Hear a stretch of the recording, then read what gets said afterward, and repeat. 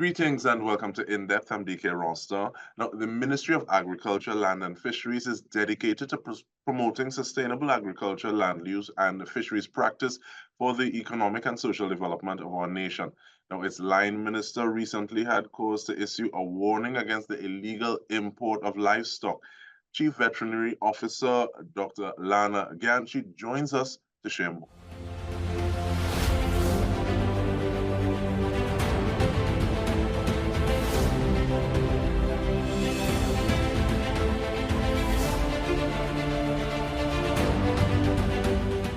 Dr. Gyan, thank you so much for joining us.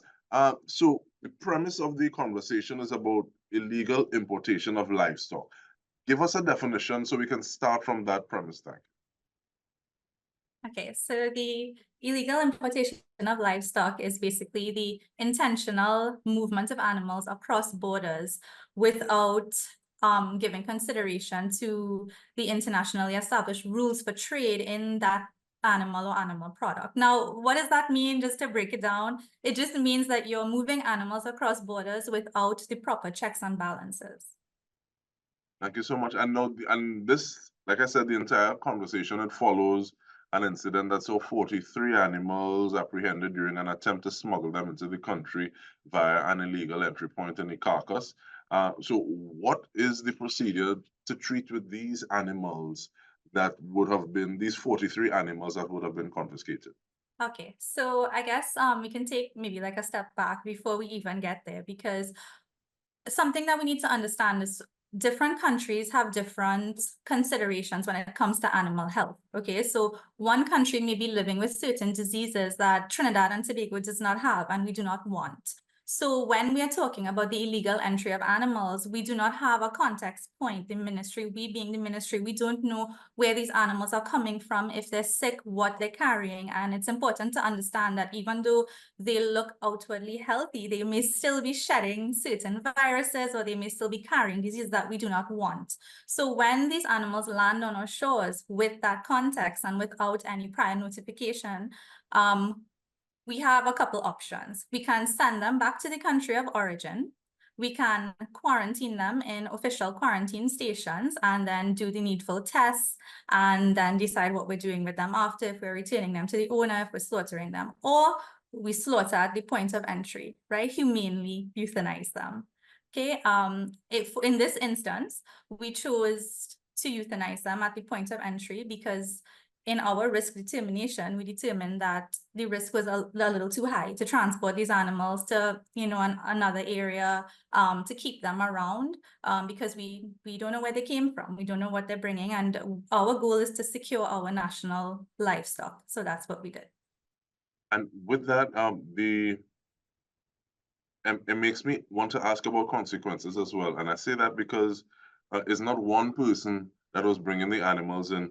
I mean, there was a routine patrol and there was a tractor trailer that was seen trying to pull a cart on shore, and there were several individuals involved, and they scattered when they saw police coming towards them.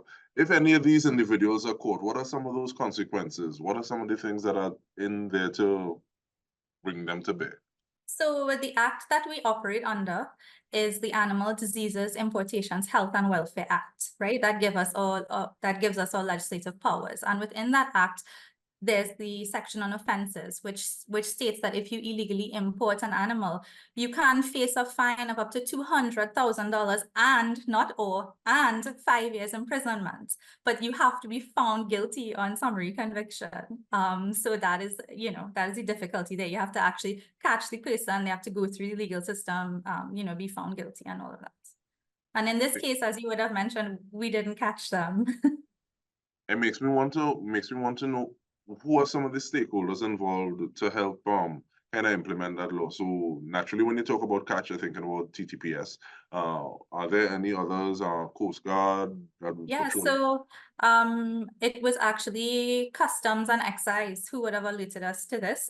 So we lean heavily on our border agencies to work with us in the MALF on these types of exercises, because you would understand that a department of 15 vets cannot be at every single illegal entry point, right? So we tend to work with Customs and Excise, Coast Guard, TTPS, those would be, and Yeah, and those would be our partner agencies for the border patrol. So they call us in when they realize that they have consignments that contain animals or animal products.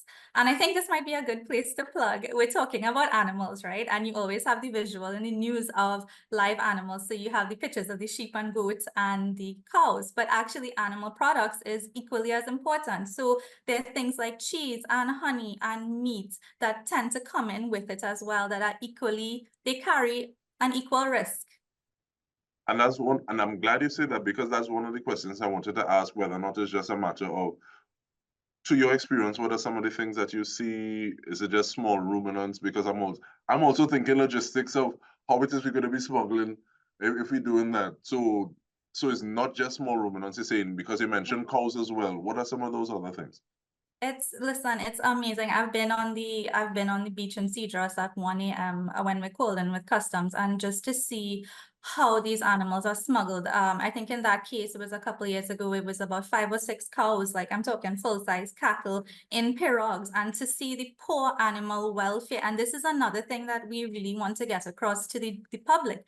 Yes, we are talking about public health and animal health, but there's a lot to say for animal welfare. These animals are treated extremely poorly. They're tied up, they're confined, they break limbs in transit. Some of them die from heat stress if they're transported during the day. It's a really horrible sight to see these animals suffer immensely on the way here. And I mean, the public really needs to consider that when you're thinking about this also. And So it's cattle. That was an example with cattle. And as I said, wildlife is another one. So, I mean, the pet bird trade has been going on for a long time and it's still thriving. Pet birds, any other type of wildlife species. We're talking about wild meat. I know the wild meat trade, it's a real thing that happens also. I would have mentioned cheese, honey. I've even seen on the boat with the sheep and goat saltfish, anything you could think about, sausages, anything. and I'm kind You look shocked. I'm kind of speechless. I was That's very different from sheep and goat, but even I'm trying to visualize. I'm literally trying to visualize a cow on a pirogue and how that It's not happened then. something that a reasonable thinking person would ever visualize. It's really horrible. They're tied up, all their limbs, obviously, because you don't want them thrashing in the boat. They're really confined on top each other. Sometimes the animals are piled up on top each other and they would suffocate. That's why they break limbs. It's not proper animal welfare at all. And what are some of the things that individuals, people can look out for? I know sometimes people would be buying animals, possibly wholesale and alive. What are some of the things that individuals should look out for? Is it papers when purchasing Right. animals like this? So there are a couple things, right? I think on an individual level, at least asking the seller for the health records of the animals is a good place that you can start, because an established farmer is going to have the health records of the animals on the farms, like things like when did our anti-rabies unit come and vaccinate them, if they've been vaccinated for anything else, if the government vet has come on the station, has your herd been treated for anything. And a farmer should be taking these records and they should be made available to you as a buyer. Secondly, that notwithstanding, that doesn't mean that the Ministry of Agriculture, we are currently working on a national animal identification database, which will greatly help this. Basically meaning that we want to have a centralized database where we can have all these animal identification numbers or markers available. So we verify who is a national animal and who is, potentially smuggled. And that is going to help immensely, but it's going to take a while. We've just started. So we're hopeful that that can come off the ground soon. And that's definitely something to look forward to. And is it a matter, do you know whether or not the price is very different? So because Yes. if that is the case, how come they sell it so cheap? Well, so to ask those simple questions. Yeah. So, a simple question, why is this happening? Because the demand is there. So, I was told that one of these live goats may sell for like $900, whereas a local goat may sell for $1,500. So you see there is a difference in the price. However, you as a consumer, you need to ask for why. And the answer to that question is because these animals, they may not be healthy. They may not be something that our local health authorities are going to pass as fit for human consumption, right? And in There's terms a of talking reason. about that fit for human consumption, I don't want to try to squeeze this response. So we'll speak about the risks when we return from the break. We're speaking with Chief Veterinary Officer, Dr. Lana Gyan. Stay with us, we'll return with more.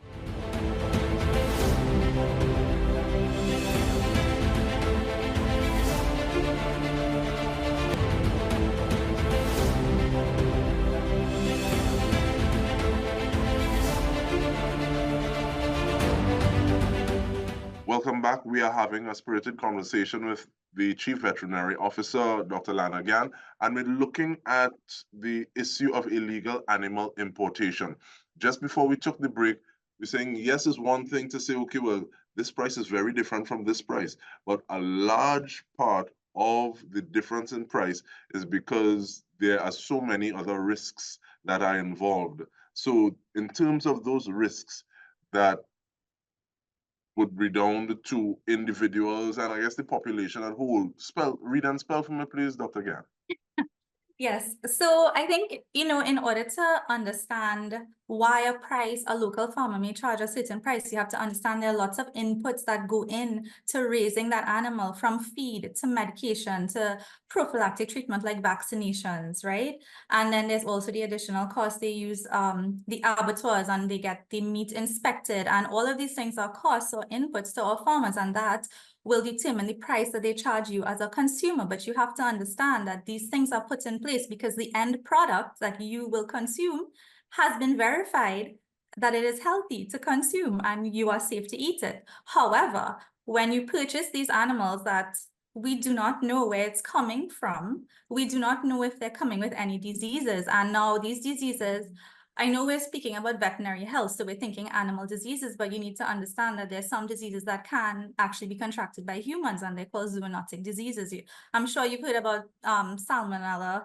There's avian influenza going on right now in the world that can be transmitted from poultry to people, well, live birds to people.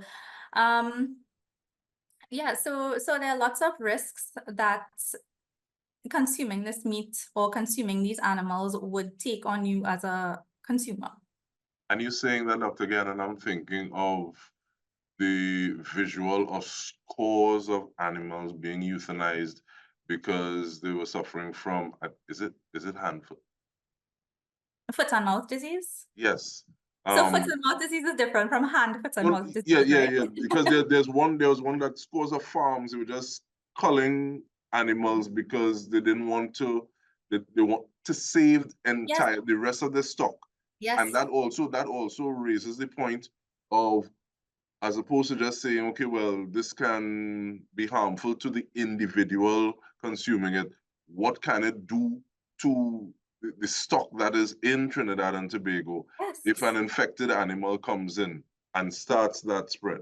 Yes, so you have to understand that these diseases, they can, depends on what the disease is, they can either decimate your entire population of animals, they can create a decrease in your productivity. So you brought up foot and mouth disease.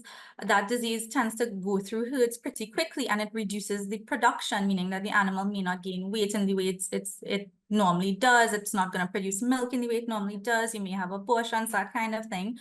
And then ultimately, the ultimate goal at the ultimate consequence is that it affects our food security. So you need to think about this. If you wipe out all the sheep and goat that we have in South, where are you as a consumer going to get your sheep and goat from? There's going to be none. And that is a huge risk. And I'm thinking about the farmers. So with just the idea of thinking of small ruminants, so farmers like Shiraz Khan and others who are doing the things that they're supposed to by Yes. the book, following the instructions and obeying the letter and principle of the law. And then because somebody wants to take a chance and say, okay, well, I could get this somewhere else. Peter pay for Paul and Paul pay for all, as it were. Yes, and you know what happens. I guess it might be a cultural thing. You do things once, you do things twice. You say, I've been doing this. I know this guy's been doing this for 10 years, and it's always been fine. It's fine. These government people, they overreact. But the one time, I just want to stress, the one time that something happens, it's going to be huge. And the consequences of it, it's so far reaching. It's just beyond you as an individual. And I know some farmers are saying that the different types, and yes, I'm kind of keeping on small ruminants because that's the picture that we saw in the press release and stuff. But some farmers are able to tell just by looking that Yes. this is from a breed that has been grown uh here in Trinidad and Tobago. Or let me say differently, sometimes they'll be able to look at something and say, nah, this is not from here.